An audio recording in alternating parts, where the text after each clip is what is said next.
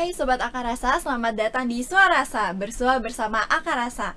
Oke, jadi kali ini perkenalkan aku Shifayu sebagai host di episode Suarasa kali ini. Jadi, di episode kali ini kita bakal obrolin banyak hal dengan salah satu mahasiswa Institut Teknologi Telkom Purwokerto yang sekarang menjabat sebagai Presiden Mahasiswa, Kak Ferry Bohal Immanuel Simatupang. Halo Kak, apa kabar? Baik. Oke, how's your day Kak so far? Sejauh ini sih bagus ya. Tadi pagi baru submit judul TA. Oke. Oh ya Kak, kakak ini dari Prodi dan angkatan berapa sih? Oke, jadi aku dari Prodi Informatika, Fakultas Informatika, angkatan 2020. Oh, berarti sekarang itu di semester 7 ya Kak? Ya. Oke. Nah, BTW dipanggilnya apa nih Kak? Presma kah atau Kak Ferry atau apa? Kalau aku sih teman-teman tuh biasa panggil Ferry sih. Di BEM juga biasa panggil Ferry. Oh, jadi panggilnya Kak Ferry aja nih ya?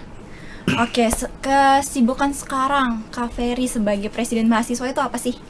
Mungkin kalau sebagai Presiden Mahasiswa sendiri, kesibukannya sekarang itu lebih ke mengkoordinir teman-teman kementerian, teman-teman staf ketika melaksanakan proker. Seperti contoh, di bulan ini tuh ada Pilpres dan Sanggar Seni. Di dalam proker itu sebagai Presma kan kita harus bisa mengkoordinasikan teman-teman agar melakukan kegiatan dengan baik dan lancar gitu. Oh gitu, jadi bisa dibilang cukup sibuk ya Kak? Ya begitulah. Oke. Oh ya, by the way nih, apa sih hal yang bikin kakak tertarik dan hal apa yang membuat kakak untuk memantapkan diri menjadi Presiden Mahasiswa? Mungkin karena pertama ada pengalaman sih. Pengalaman dulu mungkin aku pernah berada di BEM sebagai staff. Dulu aku di staff Kementerian Luar Negeri.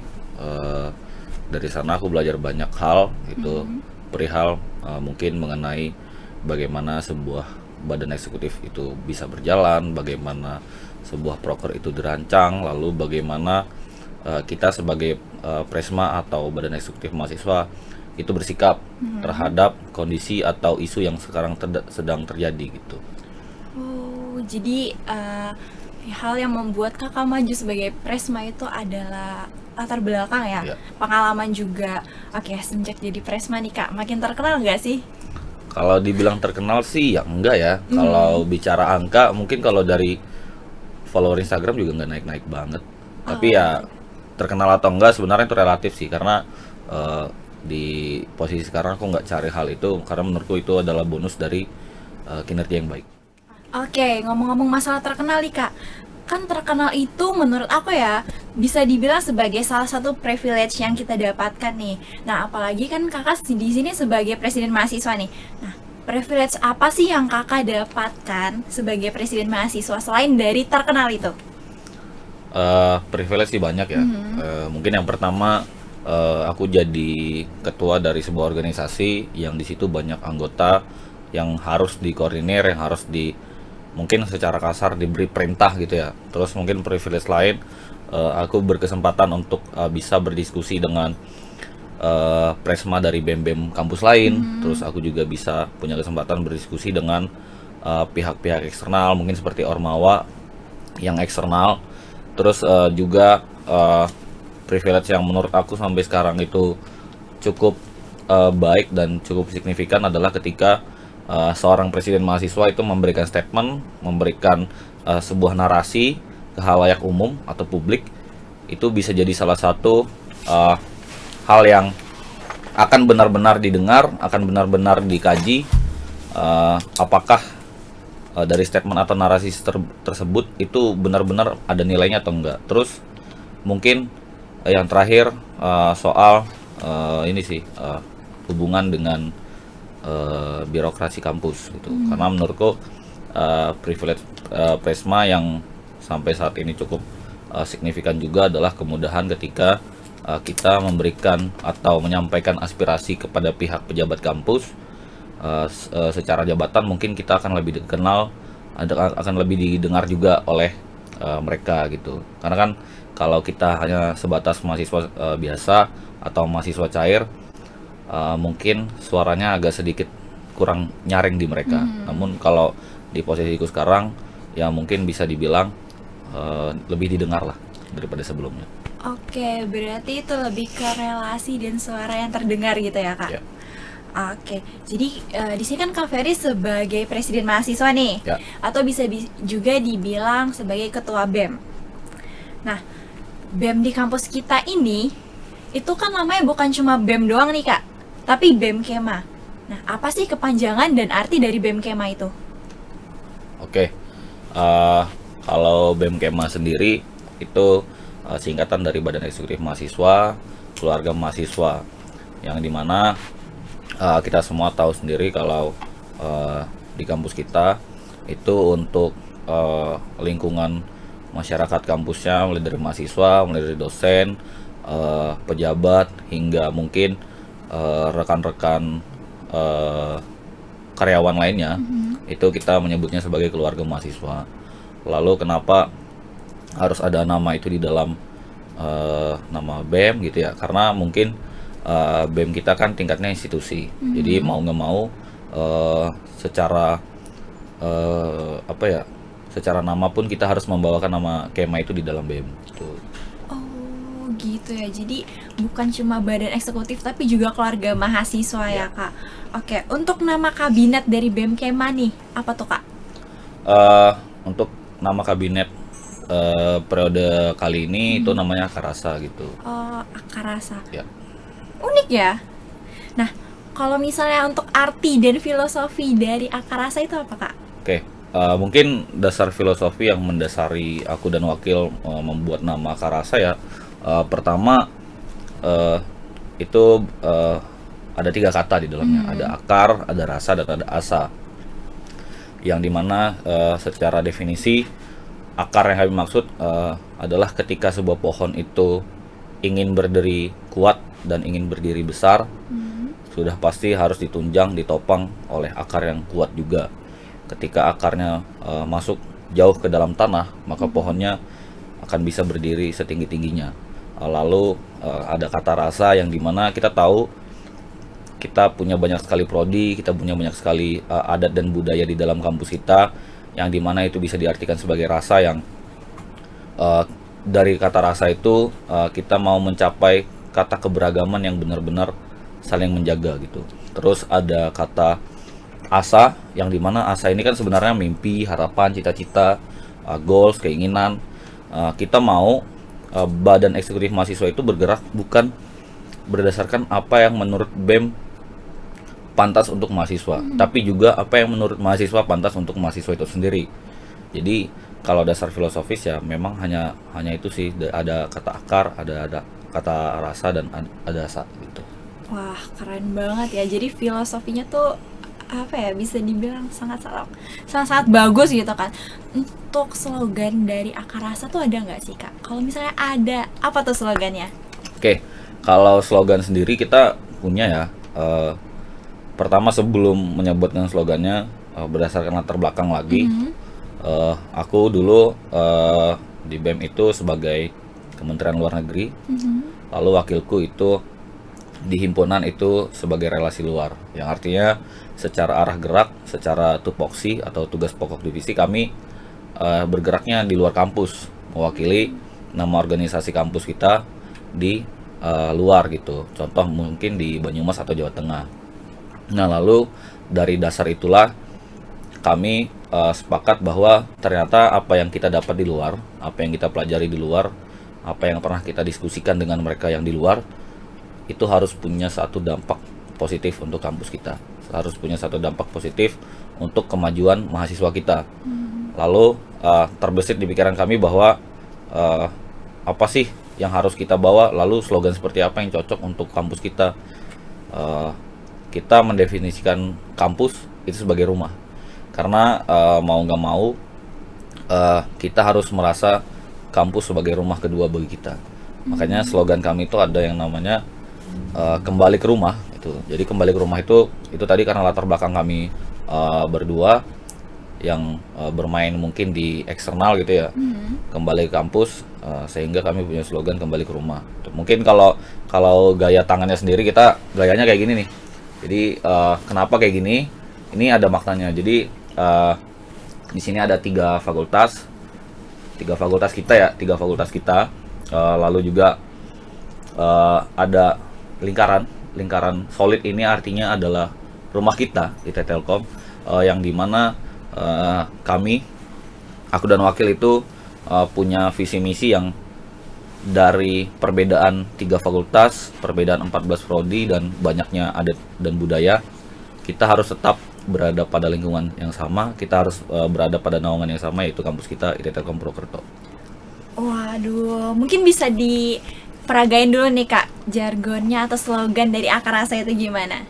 Oke, jadi kalau jargonnya sendiri, kalau aku bilang Kabinet Akarasa, berarti jawabannya kembali ke rumah gitu. Oke. Jadi Kabinet Akarasa kembali ke Kembali ke rumah. rumah. Jadi kayak gitu, teman-teman. Oke, berarti dari nama sampai slogan Akarasa ini sangat terfilosofi banget nih Kak. Oke, by the way nih, Kak Ferry sudah menjabat sebagai Presiden Mahasiswa itu udah berapa lama sih? Kalau dari terpilih sampai sekarang itu kurang lebih 10 bulan. Tapi kalau secara organisasi dari mulai pelantikan sampai sekarang itu terhitung 8 bulan. 8 bulan ya Kak? Ya. Berarti itu udah lumayan lama banget ya, udah setengah tahun lebih malah. Ya, Ya, lebih dari setengah tahun. Nah, setelah Kak Ferry menjadi Presiden Mahasiswa nih, apa aja sih gagasan untuk pembaruan yang dilakukan yang sebelumnya itu belum ada Kak? Oke, jadi kalau di kabinet kali ini tuh aku sama wakil, setelah kami mungkin ya berada lama di luar, lalu kembali ke rumah sendiri, kita melihat banyak sekali perbedaan yang cukup signifikan ketika itu dari BEM luar dengan BEM yang ada di kita gitu. Mungkin salah satu gagasan yang sampai saat ini punya feedback yang baik dan mahasiswa itu juga tahu ya mengenai advokasi. Kita mencoba merespon dan menanggapi advokasi atau aspirasi dari mahasiswa itu secara cepat tanggap dan juga progresif. Jadi kita bisa memberikan jawaban yang terbaik sesuai dengan waktunya gitu.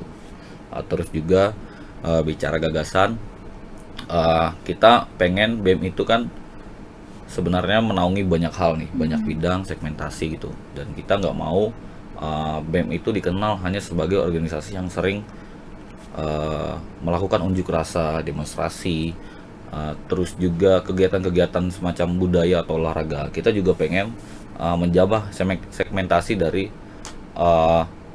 pendidikan, sehingga salah satu yang kami gagas tahun ini, salah satunya adalah LKTI, lomba karya tulis ilmiah, yang menurutku selain membantu akademik atau prestasi kampus, kita juga menggaet teman-teman grup riset agar kehadiran dan realisasi dari grup riset itu benar-benar diketahui oleh mahasiswa Telkom sendiri. Terus mungkin ada juga banyak, salah satunya yang gagasan yang menurutku juga sampai sekarang masih bisa kita pegang adalah soal bagaimana BEM itu berperilaku di dalam kampus gitu. Kita nggak mau sebagai anak BEM dikenal sebagai orang-orang yang arogan, orang-orang yang dikenal sebagai orang-orang yang bisa dibilang apa-apa formal ya, apa-apa ofisial gitu. Kita nggak mau itu. Kita pengen membangun sebuah organisasi yang humble, organisasi yang friendly, namun tidak melupakan tupoksi utamanya apa sebagai BEM gitu. Oh, jadi gagasan baru atau pembaruan yang diadakan oleh kabinet itu lebih ke lebih mewadahi dan memfasilitasi aspirasi-aspirasi teman-teman mahasiswa yang ada di kampus kita gitu ya Kak, dengan cara yang lebih humble tapi tidak melupakan tupoksinya. Oke, nah untuk arah gerak BEM sendiri ini tuh kemana sih Kak? Mungkin kalau bicara arah gerak, yang namanya BEM itu sudah pasti dan jelas tegak lurus kepada yang namanya keadilan. Bagaimana kita mencoba mencarikan keadilan atau kesejahteraan untuk teman-teman mahasiswa. Mungkin seperti yang kita ketahui ya, yang namanya aspirasi, yang namanya kritikan atau mungkin masukan itu sudah pasti ada terbesit di pikiran teman-teman mahasiswa cair gitu. Lalu bagaimana cara kita sebagai BEM merespon hal itu ya? Kita pertama coba mikir adil dulu nih. Ini adil untuk teman-teman mahasiswa atau enggak, dan ini adil untuk kampus atau enggak. Gitu. Ketika rasa berkeadilan itu ada, menurutku tindak lanjut yang akan kita lalui pun pasti akan lebih dipikirkan gitu, akan lebih matang. Karena kita berpikir bagaimana rasa adil itu benar-benar hadir di tengah-tengah mahasiswa. Jadi kalau dibilang arah gerak, yang sudah pasti dan jelas pertama kali adalah keadilan. Yang kedua adalah mahasiswa itu sendiri. Karena badan eksekutif itu ada mahasiswanya. Mereka-mereka yang ada di BEM pun adalah mahasiswa juga.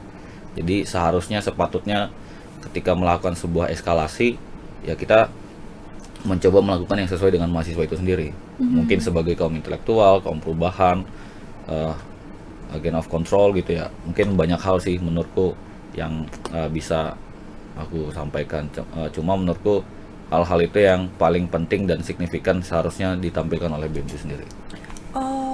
Oke, jadi gagasan sampai dengan arah gerak BEM ini sangat-sangat signifikan ya, sangat jelas sekali. Nah, untuk mencapai gerakan itu dan juga pembaruan-pembaruan yang digagas itu kan pasti didukung oleh adanya kinerja dari proker atau kegiatan yang ada nih Kak. Nah, aku mau nanya nih Kak, untuk proker yang berdampak paling besar untuk kampus dari BEM itu apa sih Kak? Oke, kalau dampak sendiri, dampak ini banyak ya. Dampak itu bisa dikategorikan sebagai dampak positif dan bisa dampak negatif. Lalu juga bisa dikategorikan sebagai dampak pada segmentasi pendidikan, akademik dan non akademik juga. Itu mungkin salah satu yang sampai sekarang berdampak menurutku adalah itu tadi, advokasi ya. Bagaimana kita menerima, merespon dan memberikan feedback terhadap aspirasi yang masuk, sehingga kita benar-benar bisa menampilkan BEM itu secara lahirnya apa sih gitu. Terus juga mungkin yang juga salah satu yang berdampak itu ada LKTI. LKTI sendiri kan kita tahu bahwa di dalam LKTI itu butuh yang namanya penelitian, butuh yang namanya pendidikan, yang bisa dibilang itu adalah poin pertama dan kedua dari Tridharma perguruan tinggi gitu. Jadi menurutku LKTI bisa dibilang sebagai salah satu kegiatan yang paling berdampak untuk mahasiswa dan untuk kampus, terutama dunia pendidikan. Terus dampak yang salah satu yang berdampak besar juga ada bakti sosial, yang menurutku poin bakti sosial itu bisa diamalkan pada poin ketiga Tridharma perguruan tinggi, yaitu pengabdian, yang dimana kita tahu mahasiswa itu tidak boleh apatis dengan keadaan sosial, dengan keadaan masyarakatnya gitu. Mahasiswa itu harus memberikan setidaknya sekian persen dari keilmuan yang dia dapat di kampus untuk masyarakat yang mungkin belum punya kesempatan untuk kuliah gitu. Jadi menurutku Baksos salah satu kegiatan yang paling berdampak besar, tidak hanya di internal kampus, juga di eksternal gitu. Oke, jadi kegiatan yang ada di BEM Kema ini sangat-sangat terpacu ya, atau sangat-sangat terpaku dari poin-poin yang ada di Tridharma perguruan tinggi ini. Nah, terus Kak, kan tadi udah dibahas nih kegiatan-kegiatan dan proker-proker yang ada di BEM Kema. Nah, kegiatan apa sih yang paling Kak Ferry suka? Kalau kegiatan BEM ya udah pasti semua disuka ya, karena pada saat proses perencanaan dan perancangan ya di sana juga banyak andil dari Presma dan Wakil Presiden mahasiswa gitu. Mungkin kalau yang menurutku sampai sekarang paling berkesan, nah itu ada beberapa sih. Yang mungkin pertama ada Baksos yang tadi aku bilang, karena secara sosial, secara kemanusiaan sudah pasti kita ingin melakukan yang namanya bagi-bagi rezeki. Ketika bagi-bagi rezeki itu dilaksanakan, kita pasti berpikir bahwa ternyata kita tidak sesulit itu. Ternyata masih ada mereka-mereka yang lebih membutuhkan daripada kita. Terus mungkin ini ya nomor 2 yang kusukai, mungkin yang paling berkesan itu ada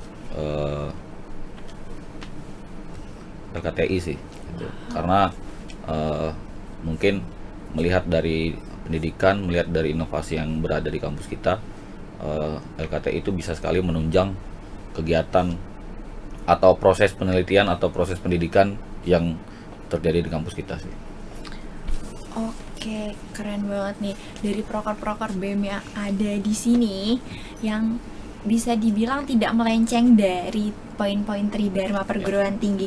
Nah, untuk menyukseskan proker-proker yang ada itu pasti adanya anggota-anggota atau kepanitiaan yang ada nih Kak. Nah, boleh di-spill sedikit gak Kak?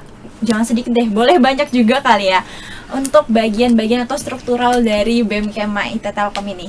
Oke, kalau bicara struktural di BEM itu secara struktural ada Presma, Okesma, lalu ada Sekretaris Kabinet 1 dan Kabinet 2, lalu ada Kementerian Koordinator Keuangan dan Ekonomi, Ya. yang dimana di dalamnya ada Bendahara dan Ekonomi Kreatif, lalu ada Kementerian Koordinator PSDM, di mana di dalamnya ada kaderisasi, minat bakat serta kebudayaan, lalu ada Kementerian Koordinator Relasi Publik, yang dimana di dalamnya ada dalam negeri, luar negeri, dan Atlasstrat. Lalu yang terakhir ada Kementerian Koordinator Media Komunikasi, di dalamnya ada Riset Teknologi dan Kominfo gitu. Oke. Dan juga tadi kan Kak Ferry sempat nyebutin nih kalau misalnya salah satu privilege yang didapatkan itu bisa terhubung dan bertukar pikiran ya dengan ketua BEM atau presiden mahasiswa dari kampus lainnya. By the way nih Kak, di BEM Kema ITTP ini tuh terhubung nggak sih dengan BEM-BEM di kampus lainnya yang ada di sekitaran Banyumas ini? Oke. Bicara keaktifan di luar, BEM kita itu tergabung dengan yang namanya aliansi BEM se-Banyumas Raya, yang dimana cakupannya itu ada Banjarnegara, Purbalingga, Banyumas, Cilacap, Kebumen, dan Brebes. Harusnya ada Brebes gitu. Kita di sini, kita di aliansi ini sekarang itu sebagai koordinator media, yang dimana di situ kita pegang sosial medianya dari aliansi sendiri, dimana di situ juga kita mencoba bagaimana caranya manajemen dari sosial media sebuah aliansi. Kalau tahun lalu sebelum aku jadi Presma itu ya, waktu aku masih jadi stafnya Menlu, itu BEM Kema IT Telkom itu di aliansi itu sebagai koordinator wilayah 1 atau Purwokerto. Tuh. Jadi kalau dibilang kita ikut atau enggak di perkumpulan BEM luar, ya kita ikut. Namanya aliansi BEM se-Banyumas Raya gitu. Oke, berarti tadi cakupan BEM ITTP ini cukup besar banget ya Kak. Ya, benar. Nah, oke Kak, kita lanjut ke pertanyaan berikutnya. Apa sih prinsip yang Kakak pegang sampai bisa menjadi seperti sekarang itu? Kalau secara individu mungkin banyak ya prinsip yang gue pegang. Yang utama menurutku ketika aku sekarang memimpin, yang paling utama adalah ketika seorang pemimpin mampu berpikir, maka anggotanya mampu bekerja gitu. Ketika kita membedakan mana yang eksekutor dan mana yang pemikir, menurutku itu menjadi satu hal yang paling signifikan untuk membedakan mengapa ada orang yang dipilih menjadi ketua dan kenapa ada orang yang dipilih menjadi anggota gitu. Terus juga prinsip yang aku pegang sampai sekarang adalah satu komando, satu arah gitu. Dalam artian ketika BEM itu bergerak, segala keputusan, segala hasil akhir yang nanti diambil itu semuanya ada di posisi tertinggi, atau mungkin bisa dari aku atau wakil sendiri gitu. Maksud dari satu arah sendiri, kita pengen di BEM ini, walaupun memang orang masuk BEM itu banyak tujuan ya. Mungkin si A pengen popularitas, si B pengen belajar bekerja, si C memang ingin tahu BEM itu kayak gimana. Namun dengan satu arah itu kita pengen semua tujuan-tujuan liar itu menjadi satu gitu, menjadi sebuah pegangan BEM hingga sekarang yang menurutku seharusnya itulah yang berjalan gitu. Oke, berarti tadi itu adalah prinsip Kakak sebagai organisator nih, apalagi sebagai pemimpin. Kalau misalnya prinsip untuk diri Kakak sendiri itu apa ya? Kalau aku sih secara individu sebagai manusia sosial gitu ya, punya prinsip yang utama adalah ternyata sosial atau orang-orang terdekat kita itu ternyata hal yang penting gitu, hal yang signifikan yang bisa membantu kita mungkin dalam proses perkembangan dan pembelajaran gitu. Aku dulu waktu mungkin bisa dibilang waktu SMP SD ya, punya sifat yang introvert, itu nggak punya banyak teman, lebih biasa sendiri. Bahkan aku mungkin kayak olahraga atau ke warnet aja sendiri gitu. Namun ternyata pada saat masuk ke bangku kuliah, hal tersebut ternyata tidak baik gitu. Tidak baiknya karena mungkin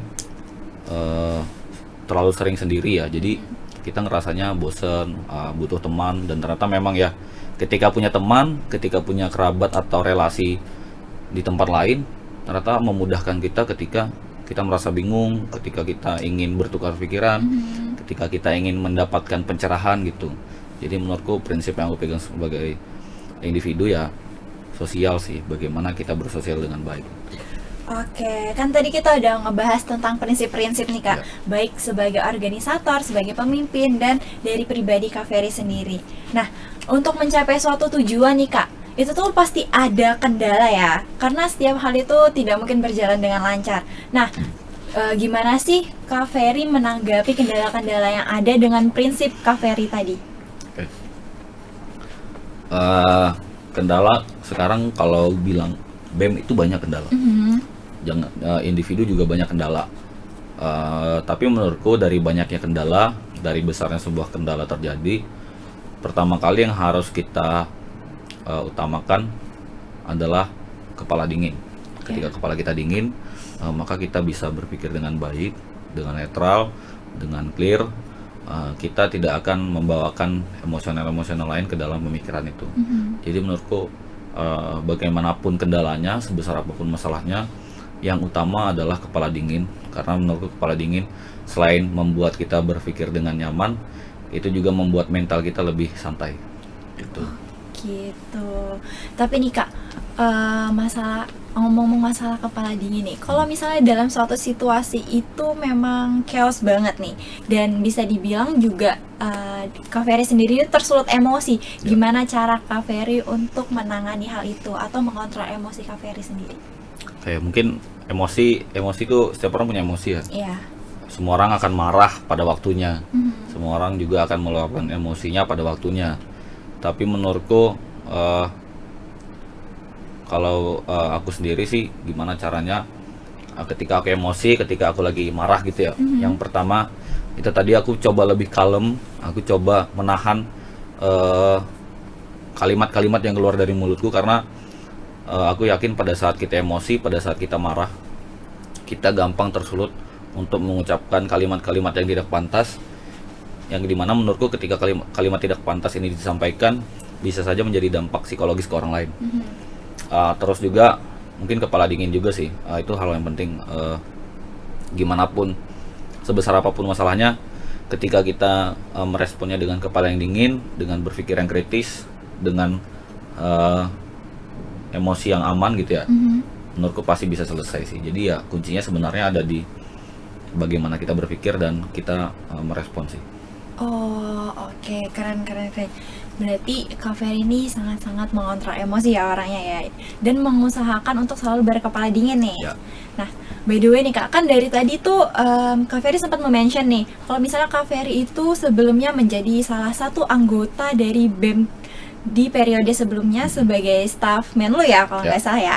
Nah, aku mau nanya nih Kak, perbedaan dari diri Kak sendiri ya, perbedaan waktu menjadi salah satu anggota Menlu dan menjadi Presma sekarang ini apa? Yang perbedaan yang signifikan gitu. Yang paling signifikan itu yang pertama mungkin dari ini ya, cakupan kerja. Dulu waktu staff ya kita terpaku hanya pada satu poin nih. Misal aku di Menlu ya, udah aku jadi Menlu doang. Aku nggak bisa jadi Dagri, aku nggak bisa jadi yang lain.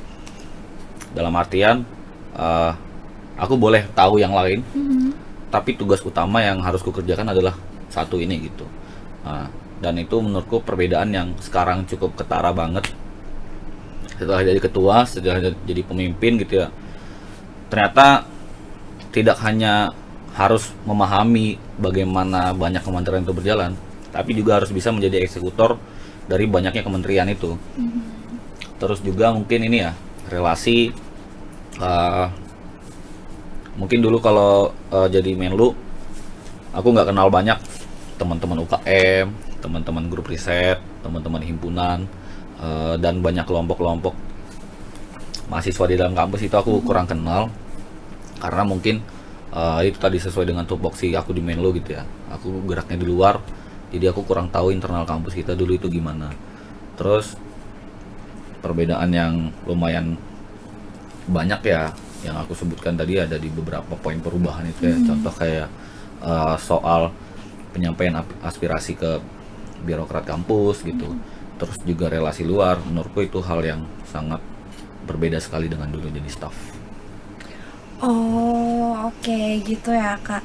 Nah, tadi kan kita udah banyak banget nih ngebahas dari ketertarikan Kak Ferry sebagai presiden mahasiswa, terus juga ketenaran yang Kak Ferry dapatkan, kepanjangan atau arti dari BEM Kema itu sendiri, bahkan sampai filosofi akar rasa ya sebagai nama kabinetnya, dan juga sampai membahas arah gerak dari BEM ini sendiri. Nah, untuk pertanyaan terakhir nih, Kak. Ada nggak kata-kata atau pesan yang kakak ingin sampaikan untuk teman-teman mahasiswa yang ada di kampus kita ITTP atau untuk teman-teman mahasiswa di Indonesia? Mungkin sama dengan pesan yang aku sampaikan di waktu Pratu Days atau ospek tahun ini buat teman-teman mahasiswa, terutama mahasiswa ITTP sendiri. Mungkin ini menjadi percuma kita disebut sebagai kaum intelektual ketika kita tidak bisa belajar dan merefleksikan sesuatu yang benar dan bermanfaat untuk kita.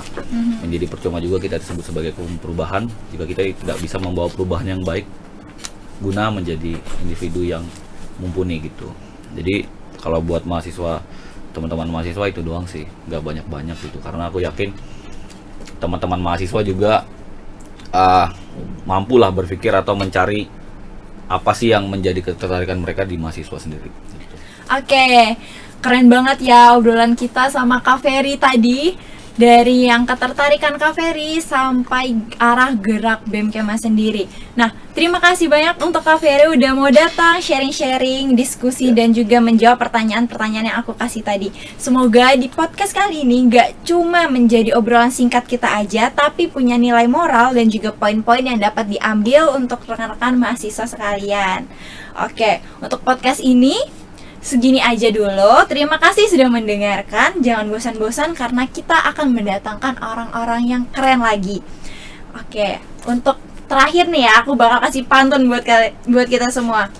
Agar silaturahmi tidak terputus, jangan lupa stay tune terus. Terima kasih atas perhatiannya dan terima kasih sudah mendengarkan Kabinet Akar Rasa kembali ke rumah. Suara Rasa bersua bersama Akar Rasa.